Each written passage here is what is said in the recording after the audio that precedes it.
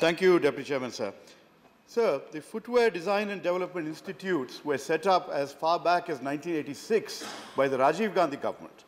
This is way before the National Skill Development Corporation or Skill India set up by the UPA and NDA governments, and is a tribute to the foresight and ability of Sri Rajiv Gandhi to imagine how much work needed to be done to take this particular sector to world-class standards, to build on India's great heritage in terms of leatherwork and design. And these institutes have been functioning for many, many years across 12 campuses. This time, we are now making them institutes of national importance, and I support that. So, there are certain concerns I have with the details of the bill. One, it relates to the functioning in terms of the finances. So far, these institutes have been funded by the central government. In the bill, it appears that it is, the institutes are going to have the ability to raise their own resources. And my concern is that, I mean, this is a good thing, that institutes will have the ability to go out and raise resources and enhance their endowment funds, etc. But at the same time, the worry is that these will become commercially oriented and will charge an inordinate amount of money to students. So, and then this would also give the Commerce Ministry an opportunity to step back its funding for these institutes, and that would not be a good thing. So I would urge the Minister to clarify on what is the pattern expected of these institutes, and how do we ensure that students do not suffer hardship. When we talk of student hardship, my mind goes back to the last day of the previous session, when we were besieged by phone calls and emails from students urging us to pass that bill on that day. It was listed for business, but we did not take it up. We adjourned early because students were worried that their degrees, the exams that they were planning to take, etc., would not be valid as a result of the bill not being passed. Well, this is not a problem that the Minister is unaware of. She certainly had given a written reply to this House, pointing out that about 3,600 plus students were affected in multiple batches from 2012 to 2015. Now, the agony of the students is something to be noted, sir. They were not sure whether they were going to get degrees or not, whether their exams were valid or not. They had to approach the Delhi High Court, they had to approach the Supreme Court. What kind of government are we running if we force our students to spend their time in courts engaging lawyers to ensure that they get some valid degree, valid diploma, whatever it is that we promised them when we allowed them to come in and take admission? So that is a matter of grave concern. So this is partly a result of our education bureaucracy.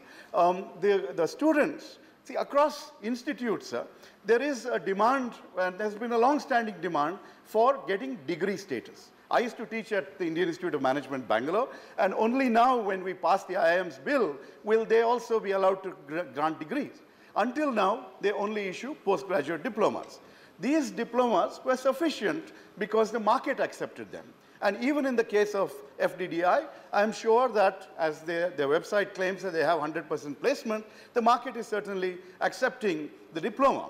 But students, parents, prospective in-laws all want their people to have degrees. And given that, it is important to ensure that degrees are granted in the correct manner. Unfortunately, the FDDI first went to the Punjab Technological University, then to Mewar University, then to IGNOU, in a desperate attempt to try and get some kind of participation, some kind of approval for their degrees. These were struck down by the University Grants Commission.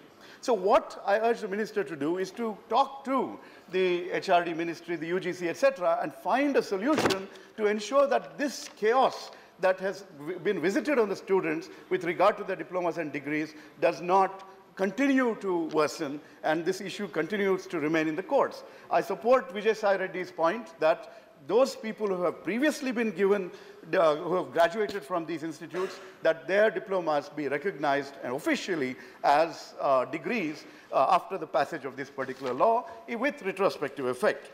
So, there's also concern about the actual functioning of these institutes.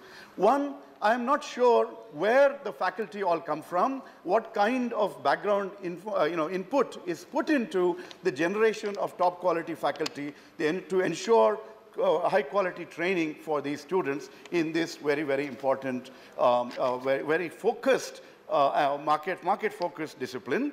There have been complaints that students have had to pay for their own factory visits, that the quality of materials used in their laboratories and in their workshops are not that they are of substandard material.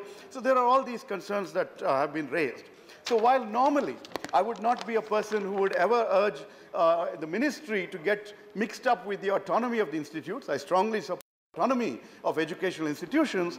Here, I do urge the minister to ensure that the ministry engages, handholds, works intensively with these institutes to ensure that the quality of education and training that is being provided is of the quality that we have promised the students when we admitted them, that these are also, that the teachers are invested in so that they get world-class training and exposure. This has potential for high fashion, high design, for taking Indian heritage to world markets, etc. And so there is a lot that can be done to make this a world-class set of institutions. So finally, I would just urge the minister to take all these actions and to ensure that the students' suffering is brought to an end, that the institutions legitimately and fully earn the status of institutions of national importance. With that, I thank you for the opportunity and commend the bill to the House for passage. Okay, that's all. Ramnath.